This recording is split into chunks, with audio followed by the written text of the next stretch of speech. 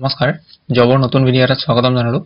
আজিৰ ভেকেন্সি ডিটেইলছখিনি মই আপোনালোকৰ মাজত আগবঢ়াম। ভিডিঅ'টো সম্পূৰ্ণ শেষলৈ চাব। ভিডিঅ'টোৰ মাজতে মই আগবাঢ়ো। আজিৰ ভেকেন্সি আপোনালোকে ইয়াতে দেখা পাইছে নিবনুৱাসকলৰ বাবে ভাল খবৰ। পৰীক্ষা দিব নালাগে ইয়াত। শিক্ষা থকা আৰু নথকা সকলোৰে বাবে চাকৰি মুকলি কৰা হৈছে। গুৱাহাটীত অৱস্থিত পেপচি কোম্পানী নতুনকৈ ৩০০টা পদ খালী হৈছে। আপোনালোকৰ যিটো পেপচি কোম্পানী সকলোৱে জানে MNC কোম্পানী হয়। ইয়াত 300 পোষ্ট খালী আছে আৰু শিক্ষা থকা নথকা সকলোৰে বাবে হয় ইয়াতে। মে মাহৰ চাকৰি মই বাকিখিনি ডিটেইলছ দেখুৱাই আছোঁ। ইয়াতে চাওক পেপচি কোম্পানী পোষ্ট এভেইলেবল আছে আপোনালোকৰ প্ৰথমটো পেকেজিঙৰ কাৰণে। ইয়াত লগতে চেলাৰীটোও দিয়া আছে। 8 আৱাৰ্ছ যদি ডিউটি কৰে 15,449 চেলাৰী পাব আৰু যদি 12 আৱাৰ্ছ ডিউটি কৰে 17,449 চেলাৰী হ'ব। তাৰ লগতে PF আৰু ESIও পাব।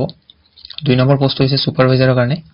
ইয়াত 8 আৱাৰ্ছ যদি ডিউটি কৰে তেতিয়াহ'লে 18,490 ৰুপিজ আপোনালোকৰ বেছিক চেলাৰী হ'ব আৰু যদি 12 আৱাৰ্ছ ডিউটি কৰে তেতিয়াহ'লে 20,670 ৰুপিজ আপোনালোকৰ বেছিক চেলাৰী আৰু তাৰ লগতে PF আৰু ESIও পাব।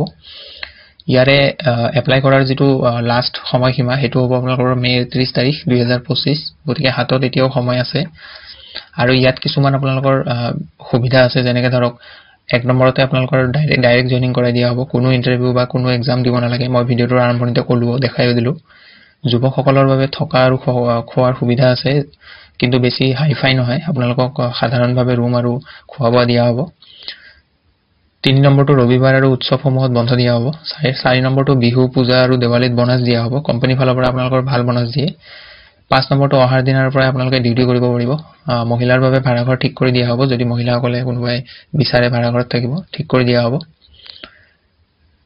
আৰু আপোনালোকৰ যিটো বয়সৰ সময়সীমা পুৰুষৰ বাবে 60 বছৰ মেক্সিমাম হ'ব আৰু মহিলাৰ বাবে 40 বছৰ হ'ব মেক্সিমাম। তাতকৈ বেছি হ'লে এপ্লাই কৰিব নোৱাৰে।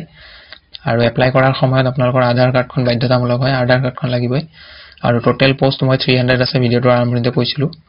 আৰু যদি এপ্লাই কৰিব বিচাৰে ইয়াতে দিয়া আছে। যোগদানৰ বাবে আপোনালোকে নাম্বাৰ এটাত যোগাযোগ কৰিব লাগিব। নাম্বাৰটো হৈছে 8486231477। এই নাম্বাৰটোত আপোনালোকে ফোন কৰিব। যদি এবাৰত ফোনটো ৰিচিভ নকৰে 2-3বাৰ ট্ৰাই কৰিব আৰু তেওঁলোকে বাকীখিনি প্ৰচেছ বুজাই দিব। ডকুমেণ্টছখিনি লৈ ক'ত যাব লাগিব, কেনেকৈ কি কৰিব লাগিব গোটেইখিনি বুজাই দিব। তো আশা কৰোঁ মই ভিডিঅ'টোত যিখিনি ক'লোঁ আপোনালোকে গোটেইখিনি বুজি পালে। কিবা যদি বুজি নাপায় কমেণ্ট কৰি দিব, মই বুজাই দিব চেষ্টা কৰিম। লগ পাম পুনৰ এটা নতুন ভিডিঅ'ত। আজিলৈ ধন্যবাদ। নমস্কাৰ।